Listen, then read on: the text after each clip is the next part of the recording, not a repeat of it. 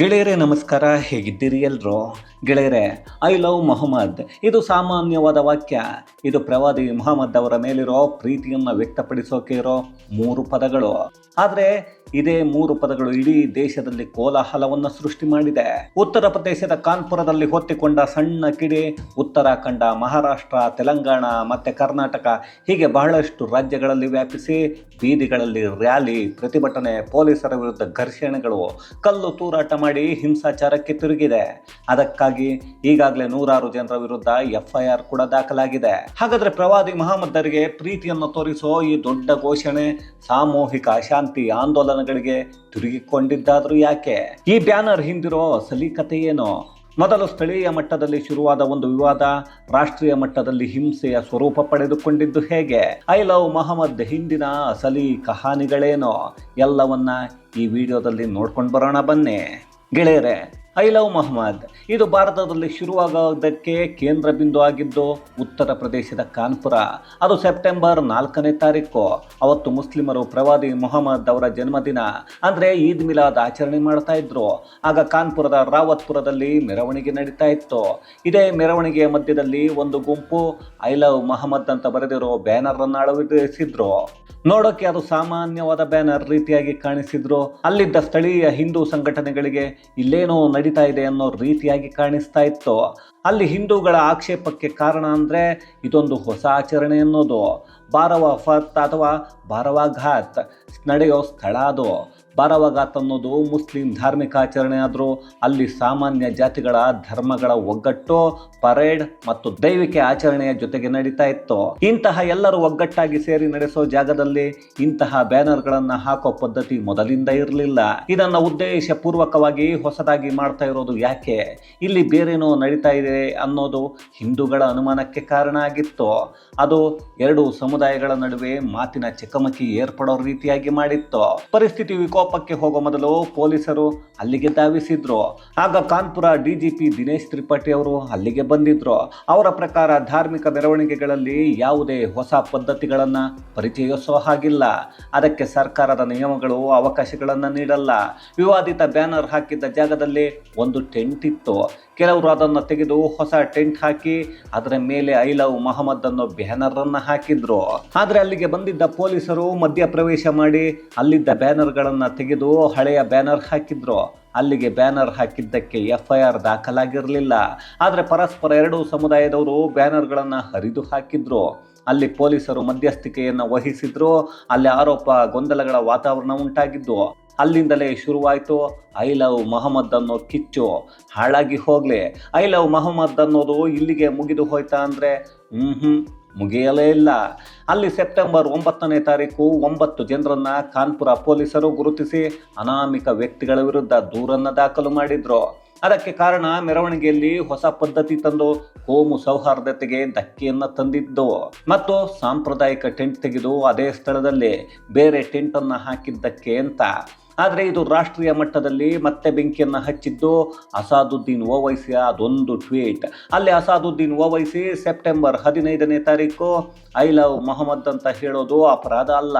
ಹಾಗೇನಾದರೂ ಅಪರಾಧ ಆಗಿದ್ರೆ ನಾನು ಯಾವುದೇ ಶಿಕ್ಷೆಗೆ ಸಿದ್ಧನಾಗಿದ್ದೀನಿ. ಆದರೆ ಪ್ರವಾದಿಗಳ ಮೇಲೆ ಪ್ರೀತಿ ವ್ಯಕ್ತಪಡಿಸಿದ್ದಕ್ಕೆ ಮುಸ್ಲಿಮರನ್ನ ಶಿಕ್ಷಿಸಬಾರದು ಅಂತ ಹೇಳಿದ್ರು. ಜೊತೆಗೆ ಕಾನ್ಪುರ ಪೊಲೀಸರನ್ನ ಟ್ಯಾಗ್ ಮಾಡಿ ಪೋಸ್ಟ್ ಮಾಡಿದ್ರು. ಇದೇ ಪೋಸ್ಟ್ ಬೆಂಕಿಗೆ ತುಪ್ಪವನ್ನು ಸುರಿದ ಹಾಗೆ ಆಗಿತ್ತು. ಅಲ್ಲಿಯವರೆಗೂ ಸ್ಥಳೀಯವಾಗಿದ್ದ ವಿವಾದ ಧಾರ್ಮಿಕ ಸ್ವಾತಂತ್ರ್ಯದ ಹೆಸರು ಮತ್ತು ಅಭಿವ್ಯಕ್ತಿ ಸ್ವಾತಂತ್ರ್ಯದ ಹೆಸರಲ್ಲಿ ಭಾರತದ ತುಂಬಾ ಚರ್ಚೆಗಳನ್ನು ಹುಟ್ಟು ಹಾಕ್ತು. ಅಲ್ಲಿ ಪೊಲೀಸರು ಅದೆಷ್ಟೇ ಸ್ಪಷ್ಟನೆಯನ್ನು ಕೊಟ್ಟರು, ಐ ಲವ್ ಮೊಹಮ್ಮದ್ ಅಂದಿದ್ದಕ್ಕೆ ಪೊಲೀಸರು FIR ಹಾಕಿಬಿಟ್ಟಿದ್ದಾರೆ ಅನ್ನೋ ಸುದ್ದಿ ಸಾಮಾಜಿಕ ಜಾಲತಾಣಗಳಲ್ಲಿ ಹಬ್ಬಿತ್ತು. ಯಾವಾಗ ಅಸಾದುದ್ದೀನ್ ಓವೈಸಿ ಟ್ವೀಟ್ ವೈರಲ್ ಆಯಿತೋ ಆಗ ಕಾನ್ಪುರದ ಪಕ್ಕದ ಜಿಲ್ಲೆಯಾದ ಉನ್ನಾವ್ ಜಿಲ್ಲೆಯಲ್ಲಿ ಐ ಲವ್ ಮೊಹಮ್ಮದ್ ಅನ್ನೋ ಬ್ಯಾನರ್ ಹಿಡ್ಕೊಂಡು ಮೆರವಣಿಗೆಗಳನ್ನು ಆಯೋಜನೆ ಮಾಡಿದ್ರು. ಧಾರ್ಮಿಕ ಘೋಷಣೆಗಳನ್ನು ಕೂಗಿದ್ರು. ಇದೇ ಸಮಯದಲ್ಲಿ ಪೊಲೀಸರ ಜೊತೆ ಘರ್ಷಣೆ ಮಾಡಿಕೊಂಡು ಪೊಲೀಸರ ಮೇಲೆ ಕಲ್ಲು ತೂರಾಟ ನಡೆಸಿದ್ರು. ಪೊಲೀಸ್ ವಾಹನಗಳಿಗೆ ಹಾನಿಯನ್ನ ಮಾಡಿದ್ರು. ಆಗ ಪೊಲೀಸರು 8 FIR ದಾಖಲಿಸಿದ್ರು. ಅದೇ ರೀತಿ ಮಹಾರಾಜ್ಗಂಜ್ನಲ್ಲೂ ಒಂದಷ್ಟು ಯೋಜನೆಯನ್ನು ಮಾಡಿಕೊಂಡಿದ್ರು. ಅದೇ ಸಮಯಕ್ಕೆ ಪೊಲೀಸರು ತಡೆದು ಕಾನೂನು ಉಲ್ಲಂಘನೆ ಮಾಡಿದ್ದಕ್ಕೆ 4 ಜನರ ವಿರುದ್ಧ FIR ದಾಖಲು ಮಾಡಿ ಇನ್ನು 60 ಅನಾಮಿಕರ ವಿರುದ್ಧ FIR ದಾಖಲು ಮಾಡಿದ್ರು. ಕೌಶಂಬಿಯಲ್ಲಿ ಪರಿಸ್ಥಿತಿ ಇನ್ನೂ ಗಂಭೀರವಾಗಿತ್ತು. ಅಲ್ಲಿ ನಡೆದಿದ್ದ ಪ್ರತಿಭಟನೆಯ ವಿಡಿಯೋ ವೈರಲ್ ಆಯಿತು. ಅದರಲ್ಲಿ ಮುಸ್ಲಿಂ ಪುಂಡರ ಅಟ್ಟಹಾಸ ಇನ್ನೂ ಹೆಚ್ಚಾಗಿತ್ತು. ಯಾಕಂದರೆ ಅಲ್ಲಿ ಐ ಲವ್ ಮೊಹಮ್ಮದ್ ಒಂದೇ ಇರಲಿಲ್ಲ, ಅದರ ಜೊತೆಗೆ ಸರ್ ತನ್ಸೆ ಜುದಾ ತರಹದ ಘೋಷಣೆಗಳು ಕೂಗಿದ್ರು, ಹಾಗೆ ಬ್ಯಾನರ್ಗಳನ್ನು ಹಿಡ್ಕೊಂಡು ಅಡ್ಡಾಡಿದ್ರು. ಈ ವಿಡಿಯೋ ಹಿಂದೂ ಸಂಘಟನೆಗಳ ಆಕ್ರೋಶಕ್ಕೆ ಕಾರಣ ಆಯಿತು. ಪೊಲೀಸರು ಅಲ್ಲೂ ಅಪ್ರಾಪ್ತರು ಸೇರಿ 15ಕ್ಕಿಂತ ಹೆಚ್ಚು ಜನರನ್ನ ವಶಕ್ಕೆ ಪಡೆದ್ರು. ಇನ್ನು ಲಕ್ನೋದಲ್ಲಿ ಮುಸ್ಲಿಂ ಮಹಿಳೆಯರು ಶಾಂತಿಯುತವಾದ ಮೆರವಣಿಗೆ ನಡೆಸಿದ್ರು. ಪ್ರವಾದಿ ಮುಹಮ್ಮದರ ಘೋಷಣೆ ಕೂಗಿದ್ದಕ್ಕೆ ಕಾನ್ಪುರದಲ್ಲಿ ಬಂಧನವನ್ನ ಮಾಡಲಾಗಿದೆ. ಇದು ಸಂವಿಧಾನದಲ್ಲಿರೋ ಸ್ವಾತಂತ್ರ್ಯವನ್ನ ಕಿತ್ತುಕೊಳ್ತಾ ಇದ್ದಾರೆ ಅನ್ನೋದನ್ನ ಹೇಳಿದ್ರು. ಆದರೂ ಇವರಿಗೆಲ್ಲ ಸಂವಿಧಾನ ಅನ್ನೋದು ಈಗ ಮಾತ್ರ ನೆನಪಾಗುತ್ತೆ ನೋಡಿ, ಬೇರೆ ಸಮಯದಲ್ಲಿ ಇವರಿಗೆ ನೆನಪಾಗೋದೇ ಇಲ್ಲ. ಈಗ ಮಾತ್ರ ಇವರನ್ನ ಉಳಿಸಿಕೊಳ್ಳೋಕೆ ನಮ್ಮ ಸಂವಿಧಾನ ಬೇಕಾಗತ್ತೆ, ಅದೇ ಬೇರೆ ವಿಷಯಗಳಲ್ಲಿ ಶರಿಯಾ ಕಾನೂನು ಬೇಕು ಅಂತಾರೆ. ಇಲ್ಲಿ ಯಾಕೆ ತಪ್ಪು ಮಾಡಿದರೆ ಶರಿಯಾ ಕಾನೂನಲ್ಲಿ ಒಂದಷ್ಟು ಶಿಕ್ಷೆಯನ್ನು ಕೊಡಿ ಅಂತ ಹೇಳಲ್ಲ. ಇದೇ ರೀ ಏನೋ ನಮ್ಮ ದೇಶದಲ್ಲಿರೋ ವ್ಯವಸ್ಥೆಗಳು ಸರಿಯಾಗುವವರೆಗೂ ಇಂಥ ನಾಟಕಗಳು ನಡೀತಾನೆ ಇರುತ್ತವೆ. ಇನ್ನು ಕರ್ನಾಟಕದ ದಾವಣಗೆರೆಯಲ್ಲೂ ಐ ಲವ್ ಮೊಹಮ್ಮದ್ ಬ್ಯಾನರ್ ವಿಚಾರಕ್ಕೆ 2 ಸಮುದಾಯದ ನಡುವೆ ಘರ್ಷಣೆ ಆಗಿತ್ತು. ಸುಮಾರು 50 ಮನೆಗಳನ್ನು ಟಾರ್ಗೆಟ್ ಮಾಡಿ ಮನೆಗಳಿಗೆ ಪೋಸ್ಟರ್ ಅಂಟಿಸೋಕೆ ಹೋಗಿ ಪುಂಡರು ಮಹಿಳೆಗೆ ಗಾಯಗಳನ್ನು ಮಾಡಿದ್ರು. ಅಲ್ಲೂ ಪೊಲೀಸರು ಬಂದು ಪರಿಸ್ಥಿತಿಯನ್ನು ನಿಯಂತ್ರಣಕ್ಕೆ ತಂದಿದ್ರು. ಇದೆಲ್ಲದರ ಜೊತೆಗೆ ಮಹಾರಾಷ್ಟ್ರದ ಗೋವಿಂದಪುರದಲ್ಲಿ ಕಾಂಗ್ರೆಸ್ ನೇತೃತ್ವದಲ್ಲಿ ಪ್ರತಿಭಟನೆ ನಡೀತು. ಇದನ್ನು ಸರಿಯಾಗಿ ಕೇಳಿಸ್ಕೊಳ್ಳಿ, ಕಾಂಗ್ರೆಸ್ ನೇತೃತ್ವದಲ್ಲಿ ಐ ಲವ್ ಮೊಹಮ್ಮದ್ ಅನ್ನೋದರ ಕುರಿತಾದಂತಹ ಒಂದು ಪ್ರತಿಭಟನೆ ನಡೆಯುತ್ತೆ. ಅದರಲ್ಲಿ ಕೆಲವು ರಾಜಕೀಯ ಪಕ್ಷಗಳು ಮತ್ತು ಸೋಕಾಲ್ಡ್ ಸಾಮಾಜಿಕ ಸಂಘಟನೆಗಳ ಸದಸ್ಯರು ಅಂತ ಹೇಳಿಕೊಳ್ಳೋರು ಇಲ್ಲಿ ಭಾಗವಹಿಸಿ ಪ್ರವಾದಿ ಮೇಲಿನ ಟೀಕೆಗಳನ್ನು ವಿರೋಧಿಸಿದ್ರು ಅನ್ನೋದನ್ನು ಹೇಳಲಾಗತ್ತೆ. ಇಲ್ಲಿ ಪ್ರವಾದಿಯವರ ವಿರುದ್ಧ ಯಾರು ಟೀಕೆ ಮಾಡಿದ್ರು ಅನ್ನೋದನ್ನು ಯಾವ ಬಡ್ಡಿ ಮಕ್ಕಳು ಹೇಳಲ್ಲ. ಇವರದ್ದು ಏನಾದರೂ ರಾಜಕೀಯ ರೀ. ಆದರೂ ಈ ಸಾಮಾಜಿಕ ಹೋರಾಟಗಾರರು ಅಂತ ಹೇಳಿಕೊಳ್ಳೋರು ಮಾಡ್ತಾ ಇರೋದೇನೋ ಮತ್ತಷ್ಟು ಬೆಂಕಿಯನ್ನು ಹಚ್ಚೋ ಕೆಲಸವನ್ನ ಮಾಡಿದ್ರು. ಇನ್ನು ಉತ್ತರಾಖಂಡದ ಅಲಿಖಾನ್ ಪ್ರದೇಶದಲ್ಲಿ ಪರ್ಮಿಷನ್ ಇಲ್ಲದೆ ಮೆರವಣಿಗೆ ಮಾಡಲಾಯಿತು. ಅದಕ್ಕೂ ಪೊಲೀಸರ ಜೊತೆ ಘರ್ಷಣೆ ಮಾಡಿಕೊಂಡ್ರು. ಅಲ್ಲೂ ಈ ಪುಂಡರು ಕಲ್ಲು ತೂರಾಟವನ್ನ ಮಾಡಿ ಸಾರ್ವಜನಿಕ ಆಸ್ತಿಪಾಸ್ತಿಗಳನ್ನು ನಾಶ ಮಾಡೋ ಕೆಲಸವನ್ನ ಮಾಡಿದ್ರು. ಗೆಳೆಯರೇ, ನಮ್ಮ ದೇಶದಲ್ಲಿ ಎಲ್ಲ ವಿವಾದಗಳ ಹಾಗೆ ಈ ವಿವಾದ ಕೂಡ ರಾಜಕಾರಣಿಗಳಿಗೆ ರಾಜಕೀಯ ವಸ್ತುವಾಗಿದ್ದು ಮಾತ್ರ ನಮ್ಮ ದುರಂತ. ಅವರವರಿಗೆ ತೋಚಿದಂತೆ ಕೊಚ್ಚೆಯ ಬಾಯನ್ನ ಬಡಿದುಕೊಂಡ್ರು. ಅದರಲ್ಲಿ ಉತ್ತರ ಪ್ರದೇಶದ ವಿಪಕ್ಷ ನಾಯಕ ಅವಿವೇಕಿ ಅಖಿಲೇಶ ಪೊಲೀಸರ ವೈಫಲ್ಯವೇ ಈ ಪ್ರತಿಭಟನೆಗಳಿಗೆ ಕಾರಣ. ಅದು ಐ ಲವ್ ರಾಮ ಆಗಿರಲಿ, ಐ ಲವ್ ಮೊಹಮ್ಮದ್ ಆಗಿರಲಿ, ಅಭಿವ್ಯಕ್ತಿ ಸ್ವಾತಂತ್ರ್ಯ ಎಲ್ಲರಿಗೂ ಇದೆ ಅನ್ನೋದನ್ನು ಹೇಳಿದರು. ಅದೇ ಏನಾದರೂ ಹಿಂದೂಗಳು ಐ ಲವ್ ಯು ರಾಮ ಅಂತ ಹೇಳಬೇಕಿತ್ತು ರೀ. ಆಗ ಇವರ ಕತೆಗಳು ಏನೆಲ್ಲ ಬರ್ತಾ ಇತ್ತು ಅಂತ ನಾವು ಇಲ್ಲಿವರೆಗೂ ನೋಡಿದ್ದೀವಿ. ಇರಲಿ ಬಿಡಿ, ಅವರ ರಾಜಕೀಯ ತೆವಲುಗಳು ಮಾತಾಡ್ತಾರೆ. ಇನ್ನು BJP ಪಕ್ಷ ಕಾನೂನು ಮತ್ತು ಸುವ್ಯವಸ್ಥೆ ಹದಗೆಡಿಸೋ ಯಾವನೇ ಆಗಿದ್ರು ಅಂಥವರ ವಿರುದ್ಧ ಕಾನೂನು ಕ್ರಮವನ್ನು ತೆಗೆದುಕೊಳ್ಳಲಾಗುತ್ತೆ ಅನ್ನೋದನ್ನು ಹೇಳಿದರೆ ಅಸಾದುದ್ದೀನ್ ಓವೈಸಿ ಮಾತ್ರ ಇದು ಧಾರ್ಮಿಕ ಸ್ವಾತಂತ್ರ್ಯ ಅಂತಿದ್ದಾರೆ. ಸಂವಿಧಾನದ 25ನೇ ವಿಧಿಯನ್ನು ಉಲ್ಲೇಖ ಮಾಡಿ ಅವರವರ ಧರ್ಮವನ್ನು ಪ್ರೀತಿಸೋದು ಪ್ರತಿಯೊಬ್ಬರ ಹಕ್ಕು ಅನ್ನೋದನ್ನು ಹೇಳ್ಕೊಂಡಿದ್ದಾರೆ. ಯಾವನ್ರಿ ಬೇಡ ಅಂತ ಹೇಳಿದ್ದ?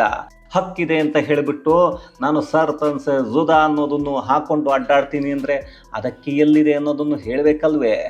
ಇನ್ನು ಬಹಳಷ್ಟು ಧಾರ್ಮಿಕ ಮುಖಂಡರು ಕೋಮು ಸೌಹಾರ್ದತೆಯನ್ನು ಕಾಪಾಡೋದು ನಮ್ಮೆಲ್ಲರ ಕರ್ತವ್ಯ ಮತ್ತು ಜವಾಬ್ದಾರಿ ಅನ್ನೋದನ್ನು ಹೇಳ್ತಾ ಇದ್ದಾರೆ.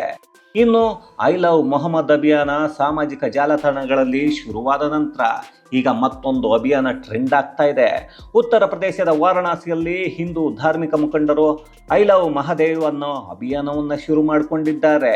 ಜೊತೆಗೆ ಇದು ಸರ್ಕಾರವನ್ನು ಅಸ್ಥಿರ ಮಾಡೋಕೆ, ಸಮಾಜವನ್ನು ವಿಭಜಿಸೋಕೆ ಮಾಡ್ತಾ ಇರೋ ಸಂಚು ಅನ್ನೋ ಆರೋಪವನ್ನು ಹಿಂದೂಗಳು ಮಾಡ್ತಾ ಇದ್ರೆ, ಕಾನ್ಪುರದಲ್ಲಿ IMC ನಾಯಕ ಹಫೀಜ್ ಅನ್ನೋ ವ್ಯಕ್ತಿ ಬ್ಯಾನರ್ ತೆಗೆಯುವಾಗ ಪೊಲೀಸ್ ಅಧಿಕಾರಿಯೊಬ್ಬರಿಗೆ ಬೆದರಿಕೆ ಹಾಕಿರೋ ವಿಡಿಯೋ ವೈರಲ್ ಆಗಿದೆ.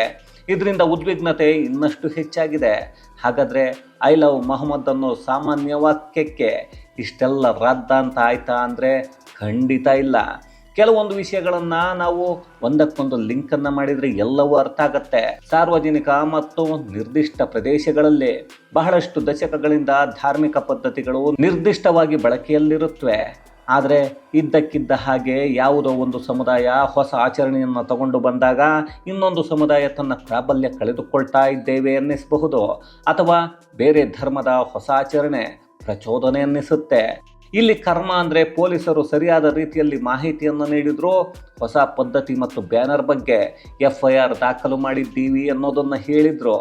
ಆದರೆ ಸಾಮಾಜಿಕ ಮಾಧ್ಯಮಗಳಲ್ಲಿ ಐ ಲವ್ ಮೊಹಮ್ಮದ್ ಅನ್ನೋ ಘೋಷಣೆ ಕೂಗಿದ್ದಕ್ಕೆ FIR ದಾಖಲಾಗಿದೆ ಅನ್ನೋ ಸುಳ್ಳು ಮಾಹಿತಿಯನ್ನು ಸೋಷಿಯಲ್ ಮೀಡಿಯಾ ಶೂರರು ಹಾಕಿಕೊಂಡಿದ್ರು. ಅದಕ್ಕೆ ಓವೈಸಿ ಟ್ವೀಟ್ ಮಾಡಿ ಮತ್ತಷ್ಟು ಪೆಟ್ರೋಲ್ ಸುರಿದ್ರೆ ಕೌಶಂಬಿಯ ಸರ್ತೆನ್ಸೆ ಜುದಾ ಪ್ರಚೋದನಕಾರಿ ಪೋಸ್ಟರ್ಗಳು ಜನರ ಭಾವನೆಗಳನ್ನು ಕೆರಳಿಸಿದ್ವು.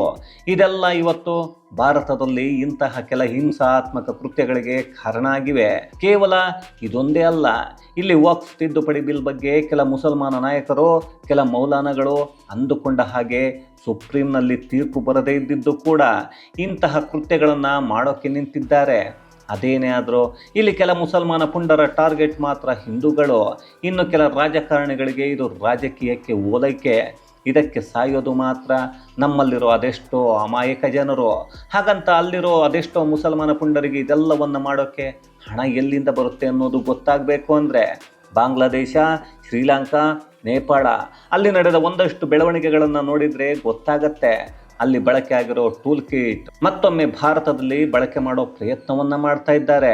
ಒಂದು ಕಡೆ ಜಿನ್ಜಿ ಹೋರಾಟ ಅಂತಾರೆ, ಅದು ವಿದ್ಯಾರ್ಥಿಗಳು.